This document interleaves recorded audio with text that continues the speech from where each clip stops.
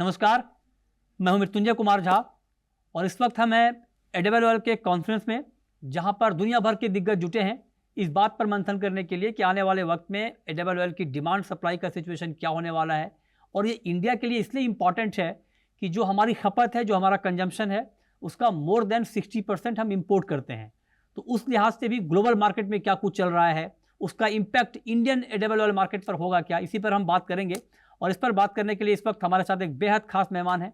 हमारे साथ हैं पतंजलि फूड्स के सीईओ संजीव अस्थाना साहब। सर, बहुत स्वागत है आपका जी मीडिया पर, जी बिजनेस पर। क्योंकि ऑयल पे ये मंथन हो रहा है कि सप्लाई सिचुएशन कैसी रहने वाली है, डिमांड कैसी रहने वाली है। तो सप्लाई से हमें ये याद आ रहा है कि अभी आप लोग रसिया गए थे, राइट? और रूस हमारा एक बड़ा सोर्स है सनफ्लावर ऑयल के इम्पोर्ट का। तो वहाँ पर आपने क्या देखा और क्या आपको लगता है कि आने वाले वक्त में रूस से सनफ्लावर ऑयल की सप्लाई इंडिया में अच्छी बनी रहेगी? मृत्युंजय जी, आपका प्रश्न बहुत ही अच्छा है, क्योंकि ये अभी हम लोग कुल 10-12 दिन पहले ही लौटे हैं। एक हफ्ते का टूर था सी का। वहाँ पे दो चीज़ जो कि बहुत ही आश्चर्यजनक थी। पहला चीज़ ये कि सबका इम्प्रेशन था कि रशिया से सप्लाई आ रही है, एक प्रकार से छोटे सप्लायर्स होंगे, छोटे प्लांट सिस्टम्स होंगे, थोड़ा सा पुराना एक तरीके से वर्किंग का तरीका होगा इनका। लेकिन जो हम लोग को वहाँ पे दिखा वो बिल्कुल ही फ़र्क था। तो एक तो ये देखा कि वहाँ की इंडस्ट्री का जो कंसोलिडेशन है, जो स्केल है, एक बहुत ही बड़े प्रारूप में उभर के आया है। काफ़ी सारी बड़ी कंपनियाँ हैं, जैसे बड़ी 3-4 कंपनियाँ होंगी, उनका टर्नओवर ही आप समझ लीजिए कि 30,000 से 40,000 करोड़ के बीच में है। प्लांट्स जो हैं बिल्कुल वर्ल्ड क्लास हैं। तो आपको एक सरप्राइजिंग लगेगा कि जो प्लांट्स का कैपेसिटी है बिल्कुल सी पे हैं, डायरेक्टली सारा पाइपलाइन का कनेक्शन है। लेकिन बात उसकी नहीं है कि ये प्लांट एडिबल ऑयल का है, आपको वही नहीं पता लगेगा, क्योंकि एक ड्रॉप भी एडिबल ऑयल कहीं आपको नहीं दिखेगा।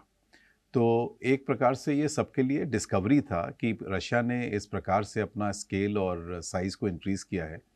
कंपनीज़ का एक सोफिस्टिकेशन लेवल इतना बढ़ गया है और कंसोलिडेशन हो गया है, ये एक था। दूसरा है कि पिछले 1 साल में जब से रशिया यूक्रेन का युद्ध चल रहा है, आपको मालूम ही है, तो यूक्रेन से जो पहले डोमिनेंट सप्लाई होती थी, पिछले साल इंडिया ने करीब 21 लाख टन रशिया से इंपोर्ट किया और करीब कुल 8.5 लाख टन यूक्रेन से किया। तो यूक्रेन का जो पूरा सनफ्लावर ऑयल है वो जा रहा है यूरोप की तरफ, बाई लैंड और रेल के थ्रू जा रहा है। रशिया का पूरा सी बेस्ड वो है, तो मतलब जो इंपोर्ट हो रहा है इंडिया को, तो एक तरीके से वो है। और तीसरा पार्ट जो है कि एक हम लोगों का विजिट एक पार्शली, और रशिया का एक प्रकार से इंडिया की तरफ रुचि बढ़ना जो है, वो आपने देखा होगा कि कॉन्फ्रेंस में कितने सारे रशियन कंपनीज आए हैं, सारे मेजर सप्लायर्स आए हैं। रशियन कंपनीज का यहाँ पे एक्टिवली कॉन्फ्रेंस में पार्टिसिपेशन, उनके जो डोमेस्टिक उनके जो अपने इश्यूज़ हैं एक प्रकार से, कि उनका हाई इंटरेस्ट रेट, वहाँ पे इकॉनमी है, 18 से 20% का इंटरेस्ट रेट है। फार्मर्स का होल्डिंग वो है, अभी उनके भी नेगेटिव मार्जिन्स कभी चले जाते हैं। तो मेरे को लगता है कि आगे के सालों में रशिया का एक स्ट्रेटेजिक पार्टनरशिप के बेसिस पे इंडिया को as a supplier, regular consistent supplier के एक रूप में उभर के निकलेगा। और इंडिया को बहुत ही लाभ मिलेगा इसका। रूस तो मतलब रूस से तो हम वैसे भी हमने कच्चा तेल बहुत ज़्यादा खरीद लिया है। अमेरिका वैसे भी नाराज़ है कि हम क्रूड बहुत खरीदते हैं। आप कह रहे हैं कि एडिबल ऑयल पे भी आगे अच्छी खबर ही होगी रसिया के साथ जो हमारा रिलेशन चल रहा है। अब मैं दूसरे सवाल पे आता हूँ सर, कि ओवरऑल चूँकि हमारी डिपेंडेंसी इंपोर्ट के ऊपर बहुत ज़्यादा है, अभी इंपोर्ट का मार्केट आपको स्मूथ दिख रहा है? मतलब स्मूथ से मतलब सप्लाई को लेकर तो दिक्कत नहीं है, लेकिन क्या वो सप्लाई एक रीजनेबल प्राइस पे होने वाली है या थोड़ा प्राइस ऊपर रहेंगे अभी? सो उसके दो मत हैं। एक तो ये मत है कि पाम ऑयल की सप्लाईज हो सकता है टाइटन हो सकती है, और कुछ आंकड़े बोल रहे हैं कि फ्यूचर्स में बीएमडी में ऑलमोस्ट 5,000 रिंगिट तक जाने की आशा है। लेकिन मैं ये आश्वासन देना चाहता हूँ कि आपके माध्यम से कंज्यूमर्स को भी और एक प्रकार से पॉलिसी साइड को भी, कि अभी देश में जो दिवाली का फेस्टिवल आने वाला है और बाकी सीरीज़ ऑफ फेस्टिवल्स हैं, उसके लिए देश में माल बहुत भरा हुआ है। सप्लाई लाइंस पूरी फुल है। जो ऑर्डर पेंडिंग ऑर्डर्स हैं हम लोग के सन, सोया और पाम के, वो बहुत ऑर्डर हो चुका है। तो अगले 3 से 4 महीना मेरे को नहीं लगता कि सप्लाई साइड में कोई किसी भी प्रकार की कोई कमी आने वाली है, कि सप्लाई एक लिमिटेशन हो जिसके मारे भाव बढ़े। लेकिन जैसे जो विश्व की स्थिति है, अगर इस समय जो ये जो रेन्स आपने देखा कि यहाँ पे मानसून थोड़ा ज़्यादा एक्सटेंड हो गया है, तो जैसे अभी हार्वेस्ट होने वाला है सोयाबीन का, तो अगर किसी कारणवश बहुत ज़्यादा बारिश हो गई तो वो बिल्कुल हार्वेस्ट के टाइम पे काफ़ी नुकसानदेह साबित होती है क्रॉप के लिए। राइट। तो एक वो मेरे को लगता है उसमें थोड़ा सा शायद इम्पैक्ट आ सकता है अगर बारिश हुई, वरना भी क्रॉप सब मेरे को लगता है डिसेंट है। अभी जो लेटेस्ट रिपोर्ट है क्रॉप को लेकर वो ये कि जो बारिश हुई है सीजन के आखिर में, उसमें अलग अलग राज्यों में क्रॉप को डैमेज हुआ है। उसमें रिपोर्ट्स ये आ रही हैं, हालांकि ऑफिशियल फिगर अभी आने बाकी हैं शायद, लेकिन महाराष्ट्र में बड़ा डैमेज हुआ है क्रॉप को अलग अलग हिस्सों में। तो क्या सोयाबीन क्रॉप भी इम्पैक्ट हुआ है सर? ऐसी कोई रिपोर्ट थोड़ा इम्पैक्ट तो हुआ है, लेकिन जो मैं आपको बता रहा था कि काफ़ी एक चर्चा का विषय बना हुआ है कि अगले एक हफ्ते का प्रेडिक्शन है कि काफ़ी सारा बारिश दोबारा आ सकती है, लेट मानसून जिसको बोलते हैं। तो अगर वो आता है तो वो क्रॉप के लिए एक अच्छा न्यूज़ नहीं है, क्योंकि उससे काफ़ी डैमेज हो सकता है। तो वो थोड़ा सा नुकसान का है। तो आपने जैसे पूछा कि क्या मतलब भाव कैसे रहेंगे, तो मेरा अनुमान है कि थोड़ा सा फेस्टिवल का टाइम है, डिमांड भी रहेगा। अभी तो एक भाव एक प्रकार से एकदम से गिरा भी था, जैसा आपने देखा कि पाम और सोया दोनों का भाव गिरा था, और अर्जेंटीना के जो चेंजेस थे उसके हिसाब से एक्सपोर्ट ड्यूटी के रिटेल में गिरा है सर? रिटेल में तो नहीं गिरा। रिटेल में ज़्यादा भी नहीं गिरा, लेकिन वो इमीडिएट इम्पैक्ट होता है मृत्युंजय जी। तो जैसे क्या होता है कि अगर जैसे ही आपका ट्रेडिंग प्राइसेस बढ़ेंगे, 1-2 दिन का लैग हो सकता है, 3 दिन का लैग हो सकता है, लेकिन वो तुरंत उस पर इम्पैक्ट आता है। लेकिन होगा आपको 100% पास होना, उसमें कोई मतलब ये कंपनीज के पास कोई चॉइस नहीं है, क्योंकि अगर आप नहीं पास ऑन करेंगे तो आपका कंपटीटर डाउन कर देता है, तो आपके पास कोई इसका चॉइस नहीं रहता इसमें।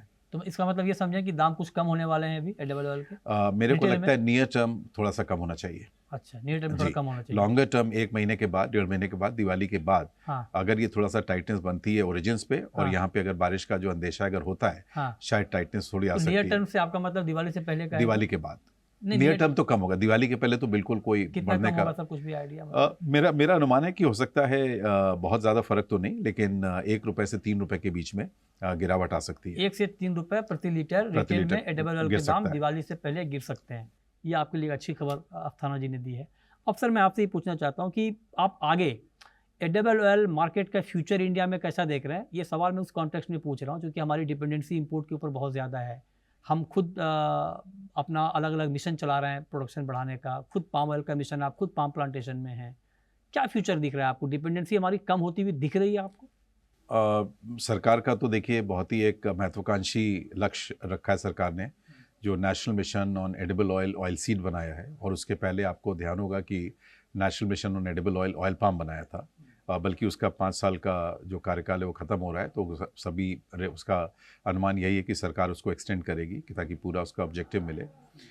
तो मेरे को अगर आप 2 पार्ट है कि अगर होना चाहिए तो बिल्कुल कम होना चाहिए निर्भरता इंपोर्ट्स पे, लेकिन नियर टर्म पे तो मेरे को लगता है हमारी निर्भरता बनी रहेगी, क्योंकि ये जो प्रोडक्शन को बढ़ाने का एक लक्ष्य होता है वो ओवरनाइट नहीं होता, और उसमें बहुत सारे मुद्दे हैं। जैसे सोयाबीन का आपने अगर आपको पता ही है कि पिछले साल भर में MSP के नीचे बराबर ही सोयाबीन का भाव रहा पूरे साल भर, और सरकार का जो इंटरवेंशन था वो उस स्तर का नहीं रहा कि किसानों को सपोर्ट कर पाए। तो अगर ये 2 साल चल गया किसी कारणवश कि अगर भाव नीचे रहे न्यूनतम मूल्य से, तो फिर किसानों का रुझान दूसरे क्रॉप्स की तरफ चला जाएगा जिनमें कि भाव का अच्छा होने का अंदेशा है। तो एक ये मतलब ये पॉलिसी स्तर के निर्णय है कई चीज़ मृत्युंजय जी। हमारे अगर जैसे कई एग्रीकल्चर यील्ड नहीं बढ़ा, किसान की आय नहीं बढ़ी, अगर सरकार का सपोर्ट नहीं रहा, और मैं हमेशा ये बोलता हूँ कि सरकार के पास रिसोर्सेज हैं, मतलब प्राइवेट निजी जो संस्थान हैं उनका कैपेसिटी इतना नहीं है कि बढ़े हुए भाव पे लेके किसान को सपोर्ट कर सकें। लेकिन जब तक ऑयल सीड्स में एक डायरेक्ट इंटरवेंशन नहीं रहेगा, सरकार का सपोर्ट नहीं करेगी, तो वो एक हमेशा ये एक परेशानी का विषय रहेगा कि किसानों को कितना सपोर्ट मिल रहा है। राइट। और जैसे सोयाबीन और मस्टर्ड दोनों मेरे को लगता है कि एक बहुत ही अपॉर्चुनिटी वाले क्रॉप है, क्योंकि दोनों ही 10-10 मिलियन टन का प्रोडक्शन इंडिया में होता है। क्यों ना हमारा एक लक्ष्य होना चाहिए कि शॉर्ट टर्म में तो एक सीड का प्रोडक्शन उस पर तो कार्य होना ही चाहिए, लेकिन उसके साथ साथ मार्केट बेस्ड इंटरवेंशन जो आवश्यक है कि आपने सपोर्ट किया, चाहे भावांतर स्कीम के थ्रू या डायरेक्ट किसानों को सपोर्ट करके या उनसे खरीदी करके फिर मार्केट ऑपरेशन करके, लेकिन हमारा लक्ष्य होना चाहिए कि दोनों 15 से 18 लाख टन के क्रॉप होने चाहिए। तो वो नियर टर्म में एक तरीके से जो इमीडिएट सोल्यूशन है वो उसी माध्यम से आ सकता है। प्रोडक्शन और प्रोडक्टिविटी का जो कार्य है वो थोड़ा सा एक लंबे जेस्टेशन का है, उस पर होना चाहिए कार्य, अवश्य होना चाहिए। और लेकिन मार्केट बेस्ड इंटरवेंशन का तुरंत आपको दिखेगा कि अगले 2 साल राइट। में इम्पैक्ट आ जाएगा इमीडिएटली। बिल्कुल, ये आपने बढ़िया बताया सर। अब एक आखिरी सवाल कि आपने कंज्यूमर के लिए बता दिया, इंडस्ट्री के लिए बताया, किसान बड़े परेशान हैं, जो तिलहन के किसान हैं। सोयाबीन का एग्जांपल हम सबके सामने है कि दाम लंबे समय से एमएसपी के नीचे चल रहे हैं। उसका क्या सॉल्यूशन हो सकता है सर? क्योंकि ये बार-बार दिक्कत आती है और इसीलिए बार-बार हमारी पॉलिसी में भी एक फ्रीक्वेंट चेंजेस हम देखने को मतलब हम देखते हैं। तो आपके हिसाब से इसका क्या एक ऐसा फार्मूला हो कि किसानों को इस बात का भरोसा हो कि वो जो खेती कर रहे हैं तिलहन की, उनको उसका अच्छा भाव मिलेगा? देखिए, मैंने अभी उसी का आपका उत्तर का बोला था कि जैसे सरकार के पास 2 रास्ते हैं करने के, और इंडस्ट्री का भी रास्ता एक तरीके से। तो एक प्रकार से इंडस्ट्री तो तत्पर है जो भी सरकार करना चाहती है उसको सपोर्ट करने के लिए, और मैं इसी के माध्यम से पूरी जिम्मेदारी से बोल रहा हूँ कि सॉल्वेंट एक्सट्रैक्टर एसोसिएशन इंडस्ट्री का पूरा सपोर्ट है और चाहते भी हैं कि सब हमारा कैपेसिटी बढ़े। आपको मालूम है कि 30% का यूटिलाइजेशन है कैपेसिटी का,